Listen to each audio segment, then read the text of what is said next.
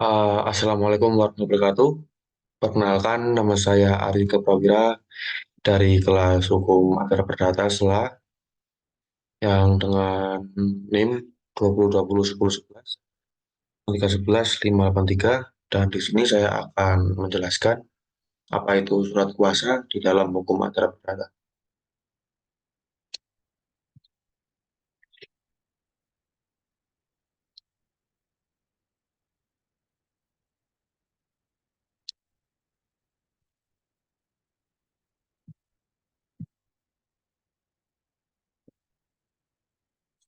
Masuk ke dalam definisi.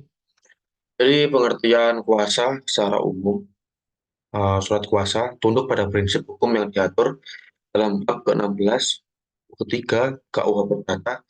Yang aturan khususnya diatur dan tunduk pada ketentuan hukum acara yang digariskan IRR dan RBG. Untuk memahami pengertian kuasa secara umum, dapat dirujuk pada pasal 1792 KUH Perdata yang berbunyi, pemberian kuasa adalah suatu persetujuan dengan mana seseorang memberikan kekuasaan kepada seseorang lain yang menerimanya untuk dan atas namanya menyelenggarakan suatu urusan.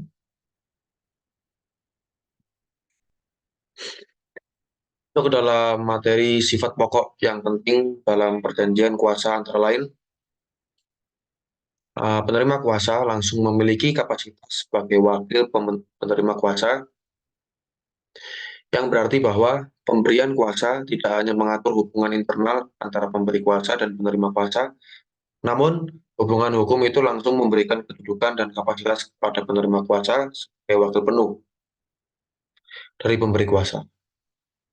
Dan pemberi kuasa bersifat konsensual, artinya bahwa hubungan hukum tersebut dituangkan dalam perjanjian pemberian kuasa yang memiliki kekuatan mengikat sebagai persetujuan di antara kedua belah pihak. Dan oleh karena itu, pemberian kuasa harus dilakukan berdasarkan pernyataan kehendak yang tegas dari kedua belah pihak. Dan perjanjian kuasa berkarakter garansi kontrak, yang berarti bahwa tanggung jawab pemberi kuasa hanya sepanjang tindakan yang sesuai dengan mandat yang diberikan.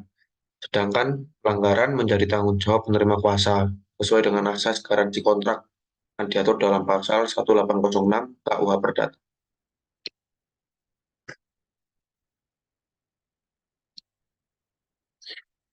Jenis kuasa. Ada beberapa surat kuasa yang dapat dipergunakan di depan sidang pengadilan, yaitu kuasa umum, kuasa khusus, dan perantara. Dan di sini saya akan menjelaskan satu-satu apa itu kuasa umum, kuasa khusus, dan kuasa perantara. Jadi apa itu yang disebut kuasa umum?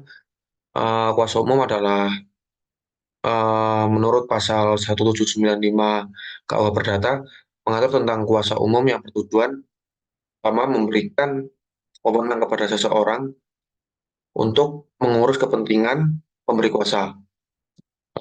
Dan yang kedua, pengurusan tersebut mencakup segala hal yang terkait dengan kepentingan pemberi kuasa atas harta kekayaannya. Dan yang terakhir, dengan demikian, fokus dari kuasa umum hanya terbatas pada tindakan atau perbuatan yang terkait dengan pengurusan kepentingan pemberi kuasa. Dan yang kedua, kuasa khusus. Menurut pasal 1795 KUH Perdata, menjelaskan bahwa pemberian kuasa dapat dilakukan secara khusus, yang hanya terbatas pada satu atau beberapa kepentingan tertentu. Dan jenis kuasa khusus ini menjadi dasar untuk seseorang bertindak di depan pengadilan sebagai wakil dari pemberi kuasa sebagai pihak utama, atau yang disebut dengan prinsipal. Namun, untuk kuasa khusus tersebut sah sebagai surat kuasa di depan pengadilan, maka harus dipenuhi syarat-syarat yang harus tercantum dalam pasal 123 terlebih dahulu. Dan yang terakhir, kuasa perantara.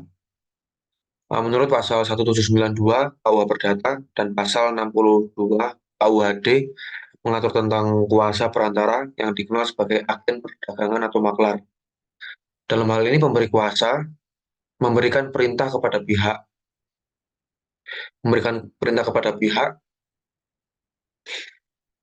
um, untuk melakukan tindakan hukum tertentu dengan pihak ketiga. Tindakan yang dilakukan oleh agen secara langsung mengikat prinsipal selama tidak bertentangan atau melampaui batas wewenang yang telah diberikan.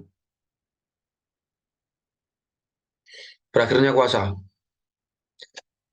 Pasal 1813 KUH Perdata mengizinkan pengakhiran perjanjian kuasa secara sepihak atau unilateral yang berlawanan dengan pasal 1338 KUH Perdata ayat 2 yang menyatakan bahwa persetujuan tidak dapat dicabut atau dibatalkan secara sepihak, melainkan harus melalui kesepakatan bilateral antara kedua belah pihak.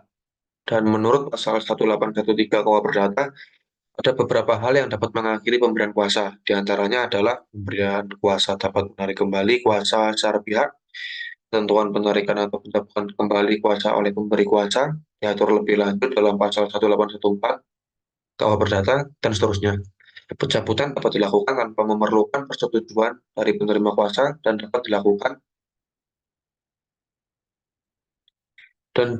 dapat dilakukan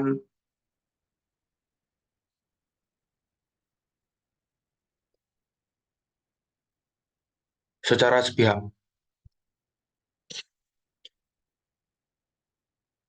Dan masuk ke dalam materi pencabutan kuasa bisa dilakukan dengan cara yang tegas, yakni dengan pencabut syarat tertulis atau meminta kembali surat kuasa dari penerima kuasa.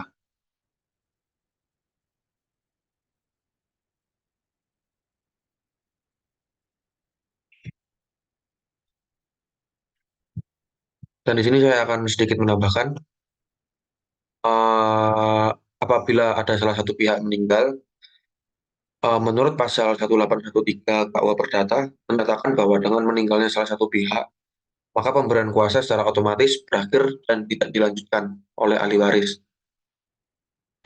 Jika ahli waris ingin melanjutkan hubungan hukum tersebut, maka harus dibuat surat kuasa baru atau minimal mengeluarkan pernyataan tertulis untuk melanjutkan persetujuan pemberian kuasa.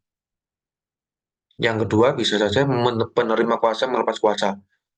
Pasal 1817 KUH Perdata memberikan hak kepada penerima kuasa untuk melepaskan kuasa yang diterimanya secara sepihak dengan syarat harus memberitahukan kepada pemberi kuasa dan tidak dilakukan pada waktu yang tidak tepat.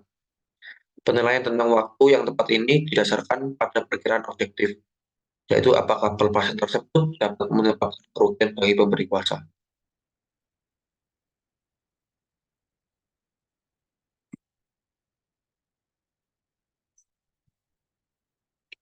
Terima kasih. Sekian dari saya. Kurang lebihnya saya mohon maaf. Assalamualaikum warahmatullahi wabarakatuh.